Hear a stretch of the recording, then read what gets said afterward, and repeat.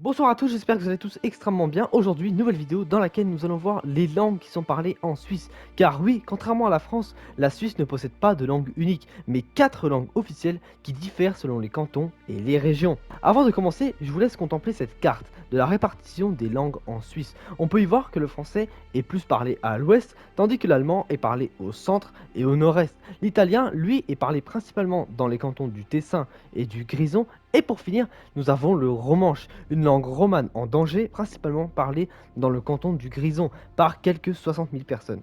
Mais alors, comment fonctionne un pays avec 4 langues officielles? Est-ce que tout le monde parle les 4 langues? Est-ce que les panneaux sont traduits partout? Et surtout, est-ce que ça ne crée pas des tensions entre les régions?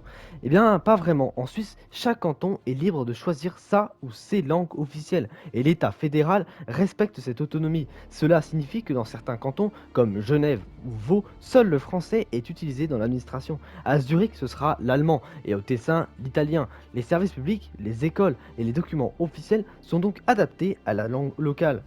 Mais attention, au niveau national, tous les textes de loi et documents officiels doivent être disponibles au minimum en français, en allemand et en italien, et parfois même en romanche pour certaines communications symboliques. Oui, oui, même les billets de banque suisses peuvent être traduits en 4 langues. D'ailleurs, c'est cette cohabitation linguistique qui forge une grande partie de l'identité suisse, un pays qui fonctionne sur le respect des différences, la décentralisation et un sens très fort du compromis.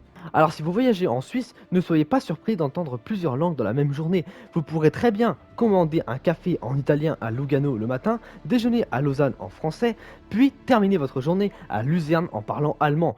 Et vous connaissez-vous l'existence du romanche? Dites-le moi dans les commentaires. En tout cas, j'espère que cette petite vidéo vous aura plu. C'est évidemment le démarrage de la chaîne, donc forcément au début je vais faire des courtes vidéos. Si la vidéo vous aura plu, n'hésitez pas à vous abonner à la chaîne YouTube, c'est très important.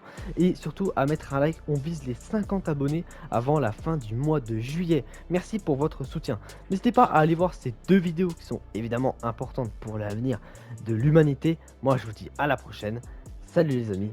Allez, ciao tout le monde.